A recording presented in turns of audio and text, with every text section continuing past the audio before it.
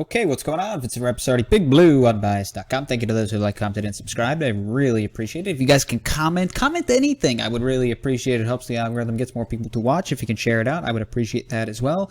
Thank you for some of the nice comments you guys had on the last video. So I'm trying to go all in on this channel. I do appreciate all the support. And I want to continue to produce content, continue to talk football, Giants football with you guys, and eventually we'll branch out to other channels. It won't just be Giants football. It'll be more of a wide range of football topics, and then other things as well. Depends, but we're definitely open. I'm definitely open to creating other channels, and to start with talking football, and then branch out to other things. So we'll see. So I did a mock draft yesterday. I did a 7-round mock draft. I did it through this Pro Football Focus draft simulator, which is pretty good. I think they did a nice job with this. Pretty quick, pretty clean, a lot of options, and it's cool because you can click on the players and you can kind of get a little bio of each player. That's what we'll do with each pick. I'm going to try and do these mock drafts just about every day. I know that seems like overkill, and it is, and it's in the sense of, yeah, I mean, you could just start picking new players every single time, but that's kind of the point. I want to go through this entire draft class and continue to learn about each player, right? Continue to learn about the skill set of each player and how they could potentially fit the New York Giants in the upcoming NFL draft. So you might say, why would you do a mock draft every day? That's kind of stupid. Well, we're going to continue to try and learn. I don't know every single player in this draft. You know, I didn't grow up as a huge college football fan, so there's guys in the middle of the draft, late round part of the draft that I don't really know much about, and I want to know more. I want to know more about this draft class. So we're going to do mock draft as often as possible, maybe every single day, just so we can go through almost every player in this draft and we can all learn and get a grasp on this class. And there may be a player that I talk about today that you didn't know about, you'd never heard of, and oh wow, okay, that's an interesting option, and maybe the Giants do pick him, or another team picks him, and you go, okay, I know about that player because we talked about it and we reviewed that player.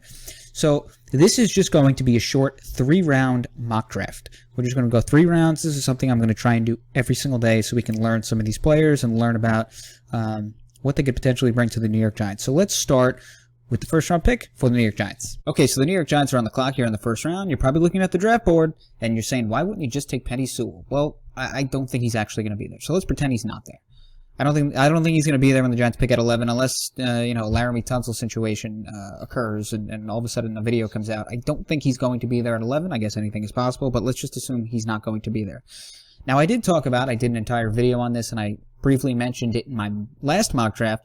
I think the Giants have some legitimate leverage here at 11 in terms of trading their pick. I think that they could trade this pick for a team that, let's say they don't want to trade up for a quarterback in that top 5 area, but they're fine with taking a quarterback in that 10 to 12 area. We saw that in the 2017 draft with Mahomes and Watson. They went in that 10 to 12 range, and I wouldn't be surprised if a team took, I don't know, let's just say a Mac Jones. This is a pretty deep class at quarterback, so I wouldn't be surprised if a team said, we'll take a guy in that 10 to 12 area, we'll trade up, we won't have to trade as much as if we were to trade for the 4th or 5th overall pick, a top 5 pick. We will trade up to 11 with the Giants, and we'll take our quarterback. And I think the Giants would still get a nice return. I don't think they'll get a huge trade package, but I think they'll get a nice return.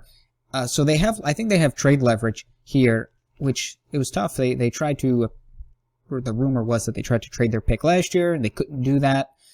I think they actually have a decent amount of leverage this season with their first-round pick. So with their first-round pick, I'm going to go in an interesting direction here. I'm going to go with Christian Barmore, the defensive lineman for the Alabama Crimson Tide. Now, I'm going to go with this pick for a couple of reasons. Number one, the Giants can generate a pass rush. We've seen what they are able to do in terms of the pressure percentage that they were able to create last year, and that's why I think that they'll be fine with their edge rushing situation. So when I say that they can generate a pass rush, I mean that Patrick Graham is going to dial up a defense where Zimenez, Carter, Afadi, Odenigbo, and maybe a draft pick later on in the draft, that'll be fine for them in terms of their edge rushing options, and they'll be okay and good to go in order to get to generate a pass rush on the edge. I think they'll be okay. They were able to scheme together a pass rush last season. So we will definitely do a mock draft where we talk about some edge rushing options in the first round. But I think they could also go in this direction where they add another defensive lineman, they control the line of scrimmage, and they let Patrick Graham and the rest of that Giants defense scheme together a pass rush on the edge and just get pressure in different ways. Whether that's blitzing a corner, here, there, safety, this and that, just kind of mixing and matching things to generate a pass rush, but being able to control the line of scrimmage with really strong and dominant defensive linemen like Leonard Williams, like Dexter Lawrence, and potentially Christian Barmore. You also consider this. Leonard Williams signed a 3-year deal. Dexter Lawrence still has 3 years, including that 5th-year option. Christian Barmore would have at least 4 years if he were drafted, plus a 5th-year option. So you're talking about creating a defensive line that would be together for most likely at least 3+ seasons, potentially 3 or more seasons. You can build a really strong defensive line, control the line of scrimmage, and like I said, you can just scheme together a pass rush on the edge. With your edge rushers, Jimenez, Carter, Fadi Adenabo, if they want to add another veteran edge rusher, a later round draft pick type of edge rusher, you can go ahead and do that and be really dominant in the trenches, stop the run really well, and control the line of scrimmage. And if you can generate a pass rush with, with dominant big men like Lawrence, Williams, and Barmore, it's going to make everyone else's job, like Jimenez, Carter, and whoever else is rushing off the edge, it's going to make everything so much easier for the Giants defense if they can control the line of scrimmage.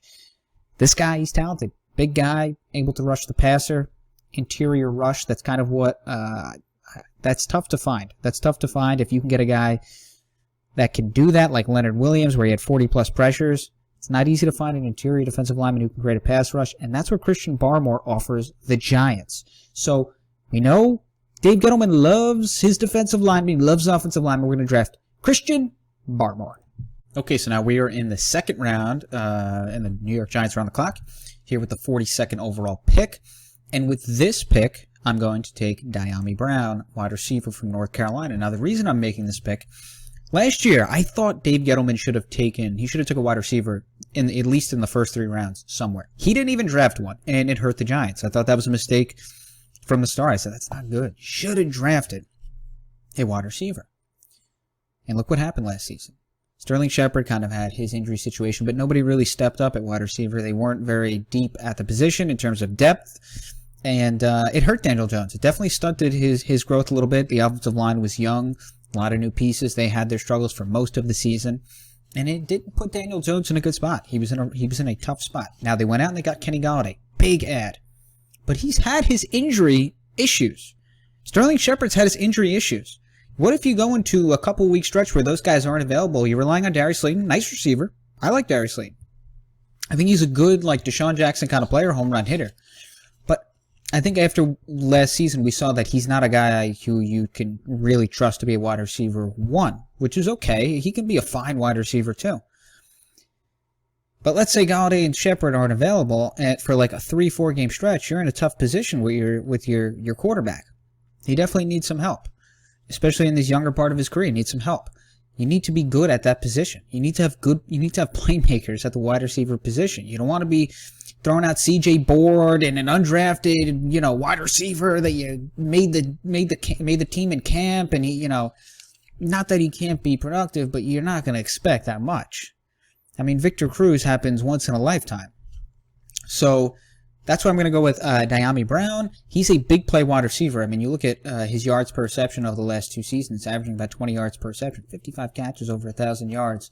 That is pretty good. And that kind of fits what the Giants are trying to do on offense in Jason Garrett's Air Coryell style of offense. They need, I'm not saying they need, but he really fits what they're trying to do in terms of creating big plays down the field. And I think that's where Daniel Jones' game lies. And you look at his first season, he was second in the NFL with 9 touchdown passes that traveled 20+ yards through the air. At one point, he led the league in on-target percentage on throws. I believe it was 20+ yards through the air, deep ball passing type of statistic. That's his game. He's a risk taker. He does remind me a lot of Eli in terms of his ability to throw the football. Now, he's more athletic than Eli, but he throws the football down the field. That's his game. He's not going to be precise, dink and dunk. He's not going to be Drew Brees, throwing short passes. That's not his game. He's not a precision quarterback. He's a guy that's going to take chances down the football field.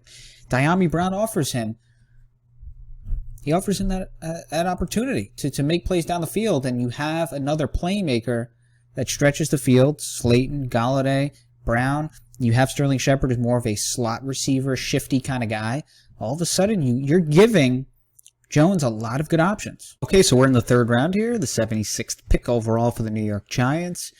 And we're going to go in the direction of the offensive line here in the third round. Ben Cleveland, guard for the Georgia Bulldogs. What would a New York Giants draft class be without a Georgia Bulldog? We saw DeAndre Baker, Lorenzo Carter, Andrew Thomas. Seems like every year Dave Gettleman finds himself a Georgia Bulldog, and that's where I think they're going to go here in the third round with Ben Cleveland, the guard from Georgia. Big man, strong, and I think you look specifically here, he's a bully. And I think that's what you want on the offensive line. You want a tough guy on the offensive line mentality, a hog molly mentality. And not for nothing, you look at the numbers here. Over the last 3 years, not a single sack allowed. 1 hit, 12 hurries over the last 3 years. So clearly, his production is there. His pass protection production is there. And that's kind of what the Giants are looking for. They're looking for better pass protection, because if you look at their pass block win rate last year, woof, I think the worst in the NFL. I think they were ranked 32nd. They did fairly decently, if that's a word, decently. When it came to run blocking, especially Andrew Thomas, I think he was a top 10 offensive tackle in run block win rate. But they need to produce more when it comes to pass protection. They need to be better to help Daniel Jones out. So you look at Ben Cleveland, obviously a guy who, big man, bully of an offensive lineman, a Georgia Bulldog, which fits right in with what the Giants do every single year in the draft.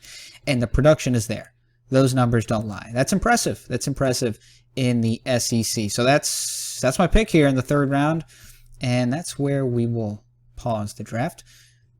And that is it. The Giants walk away from this 3-round mock draft with Alabama defensive lineman Christian Barmore in the first round, Naomi Brown, the wide receiver from North Carolina, in the second, and Ben Cleveland, the Georgia guard, in the third. So 2 not-so-sexy picks, right? You got linemen, defensive lineman, and an offensive lineman.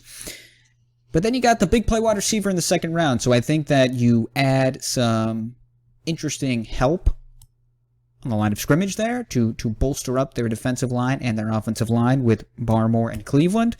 And then you go on and you get a playmaker for Daniel Jones in the second round, a guy who can stretch the field, make plays downfield. Average 20 yards per reception over the last 2 years. Touchdown, big play kind of touchdown maker. Very similar to Darius Slayton, what he offers, and I think that he creates another interesting Air Coryell style option for Jason Garrett, a receiver that can stretch the field and give Daniel Jones options down the field.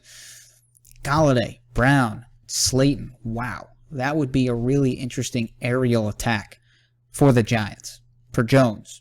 With Sterling Shepard coming out of the slot, running some shorter routes and doing his work in the slot, the Giants would have a really interesting offense. So that's it. That's my 3-round mock draft. If you guys can comment, any comment would be appreciated. Helps the algorithm, helps more people to watch my videos and watch this channel. And I really do appreciate those that have supported the channel. Thank you.